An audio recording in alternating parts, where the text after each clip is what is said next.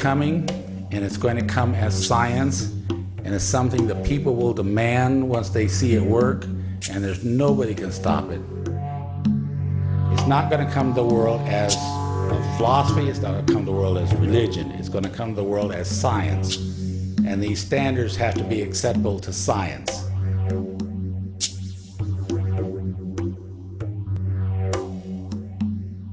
It's about getting out to the general public. It's about it being there so that people who have ears to hear will hear, and people who have eyes to see will see. But when you understand that a superconductor literally has around it a Meissner field, and it doesn't allow any external magnetic field to enter the sample, and therefore it runs perpetually. The superconductor, when it started, literally runs forever and ever and ever and ever. It's billions and billions of atoms acting like one single atom, running forever. It is a very real sense the life force needs to be discovered by science in the same way that Newton discovered gravity. I'm looking at this as sounding a bell that school is about to begin.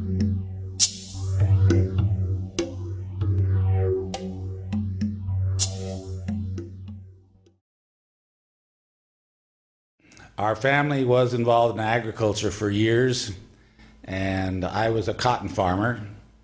I had built my business up in the 1960s and 70s. We were actually farming, extensive land holdings in Yuma Valley and in the Phoenix area. The total operation that the family farmed was about 7,000 acres, and it was primarily cotton. But I got involved in a farm down in what was called Agua Caliente, Arizona, which is actually in the Arizona desert, out between Gila Bend and Yuma, right out in the middle of the desert.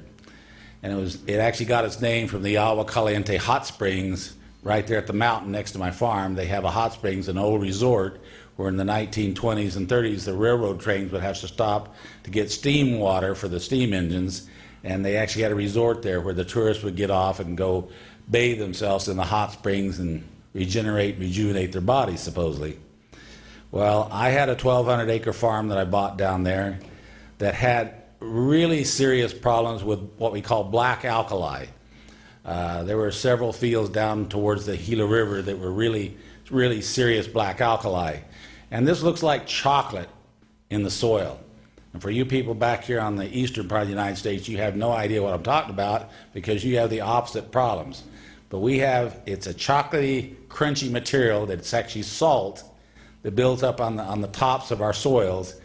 And when you plant, like for example, cotton, the cotton will actually germinate and get up about 5-6 inches tall and just will be stunted. It won't grow any further.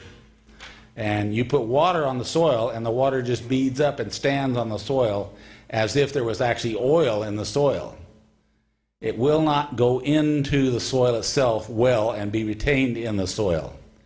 So at the time, years ago, there was a big copper mine down in Ajo, Arizona, just south of Agua Caliente, and they were giving away sulfuric acid if you would come down and pick it up. And so I was paying truckers to go down and haul truckloads of 93%, 92 to 93% sulfuric acid from Ajo down to my farm. And I was injecting this acid on this land where I had this black alkali problem. And we were putting about 30 tons to the acre of 93% sulfuric acid. Okay, but a little does a little good, a lot ought to do a lot. There was actually so much acidity, and of course sulfuric acid, when you say 93%, it's not really as corrosive as it is at like 50 or 60% because it doesn't have water. But you inject it in the soil, and then as you start irrigating that soil and the water would go across the ground, as it hit the ripper marks where the sulfuric acid went in the soil, you would see frothing and foaming and sudsing as the water was going across the field. And this was my first introduction to actually making soluble salts. Now what we were doing is taking black alkali and adding sulfuric acid and making sodium sulfate, which then now is considered a white alkali, which then is water soluble and will leach out of the soil root zone of the plant. And then you can irrigate it and wash it out. It's kind of like the analogy of putting soap on your hands to get the grease off. You can keep running water on there and it won't get the grease off, but if you put a little soap in there, now you can get the grease off. Well, that's what was happening when we put the sulfuric acid on our sodium ground. Then a few years later, got involved. We actually had Jimmy Carter become our president, and he was just like the president we have today. He was really a fellow that thought you could just spend and spend and spend and spend money. Fortunately, his idea was tax and spend, and the current president says spend and tax. And so, but one of the problems we were facing was tremendous inflation was going on at that time. And we were looking at 8–10% inflation every year. The cost of everything every year is just going up dramatically. And people knowing this was going to happen were thinking this was going to happen in advance, so they were pricing everything higher and higher all the time. And I got involved in thinking that it was possible that I could go into gold mining. Now, this is just a whim. I never intended for this to have to make money. I figured I had Caterpillar bulldozers, I had earth movers, I had road graders, I had, front end loaders, all on the farm anyway. And so I had the equipment. I could go up and start moving ore. And I found out there's a process called heap leaching, where you actually take black plastic and lay out on a pad, and you put all this ore on top of the black plastic pad, and you put Rainbird sprinklers up there just like you use on your lawn, and you run a cyanide water solution over the ore, and it dissolves out the gold, and it runs out on the plastic pad into a settling pond, and then you pump it back up and over and pump it back up and over, and it keeps just running the cycle for days and days and days. And what happens is the cyanide will dissolve the gold, bring the gold out in solution. You run that solution through activated charcoal and then back out and over the heap leach again.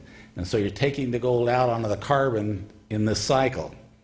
Anyway, it's not important that you learn how to heap leach cyanide gold. It's just that that's what I was doing. And the concept of leaching a metal out of a dirt or a rock substance, and in Arizona our dirt is actually broken down rock. We don't really have topsoil like they have around here in these soils. And so it was just seemed the same thing to me. It was really natural that I get involved in this. I just encountered some problems, though, when I started trying to recover the gold out of the activated carbon. When we tried to strip the gold out and fire the material and melt it into a metal, we had stuff that wasn't gold recovering with our gold. Now, the gold was there, but it was this other stuff that just refused to go away. It just followed with the gold all through the system.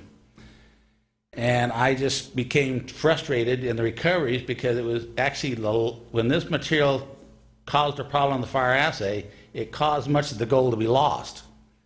And I said, what in the heck is this? And I'd heard about tellurium and things like this, that people had problem in gold mining. And I said, I got to find out what this problem material is. Well, one of the fellows that was doing fire assays for me handed me a book. And this book, I don't know if we can go, no. This book was actually published, let's go to the next page. Yeah, that's it, back one page. This is the book that he handed me. It was called The Analytical Chemistry of the Platinum Group Elements.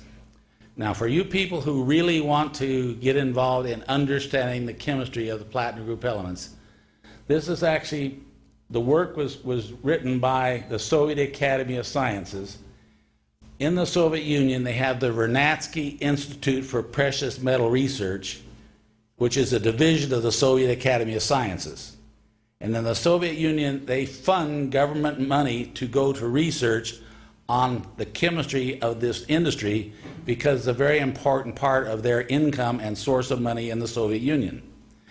And so they funded this research as a governmental funded research for 40, 50 years, and they're very proud of the research, and so they publish this in Russian. Well, not knowing how to read Russian, the Israeli Program for Scientific Translations actually got the information and translated into English. And so you can order this book from the Israeli Program for Scientific Translations. And the whole book, and this is a book about this thick, is nothing but the analytical chemistry of the platinum group elements. Now let me tell you, anybody who wants to delve into that book, be prepared for a battle. In this book, you will find all sorts of information. There's actually 6 platinum group elements, and it comes at them from all aspects, including wet chemistry, including spectroscopy, including separation systems, including ion exchange resins, including solvent extraction, everything. And from the average person, you don't want to go there because it is a holy heck to wade through, really. You've got to really be a technical person. But I decided I've got to wade into this thing. It can't be that bad, so I want to solve the problem. Well, in the book, I got through to page, back where you were. No, yeah, right, that's it. Okay, in page 534, the Soviet journal has a procedure there for the analysis of lead alloys containing the platinum group elements. And it was really interesting what they were doing. They were actually taking the sample, placing it on a carbon electrode, striking an arc from another carbon electrode, and then burning the sample. Now,